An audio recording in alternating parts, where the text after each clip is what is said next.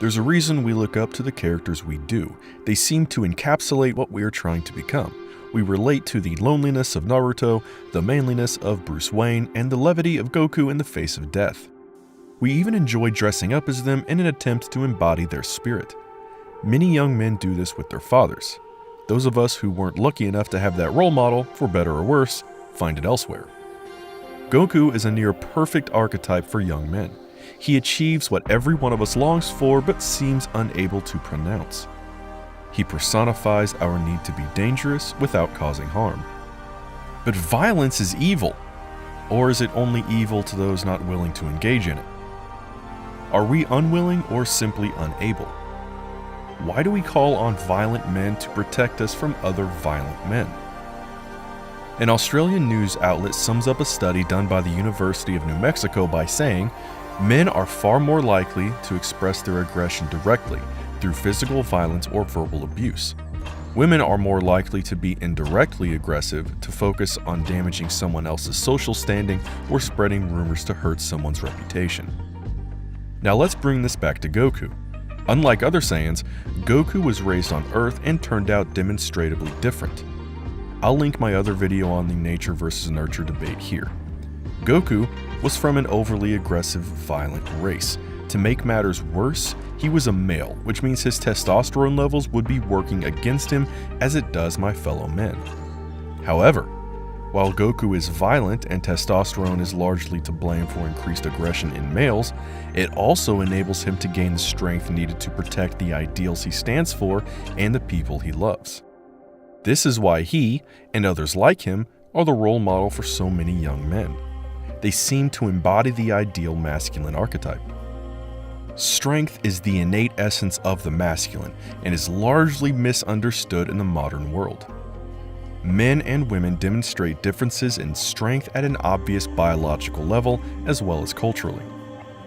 For better or worse, men are taught drastically different emotional morals than women. Part of the inner workings of men is the desire for physical strength. We could easily trace this back to our primal days where the biggest hunter provided the most meat and was thusly looked at as the alpha male who mated with the most women and established our biological hierarchy, but we're no longer in middle school, so let's take this to the next level. Society has largely adapted to the pacifistic method of coping with the world, meaning non-violent procedure is seen as inherently good. Unfortunately, we find out quickly that the world around us does not share our values.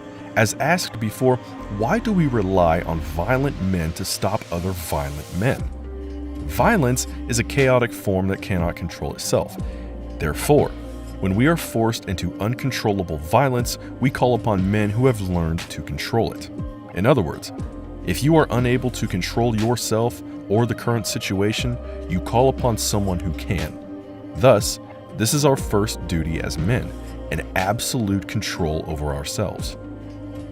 It's obvious to see the masculine appeal of a Michael Bay movie with its numerous explosions.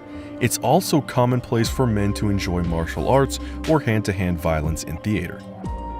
Every single young, and maybe not so young, man under the sound of my voice can relate to the feeling we get when we watch a scene where the hero physically overcomes an opponent. This gets our blood boiling and our testosterone flowing. We love the scene because we can see ourselves embodied in it. We long to throw ourselves in dangerous situations, usually to protect the things we love. These types of films and shows allow men to play out the violent, dangerous role without causing harm. Thus, it speaks to our inner workings.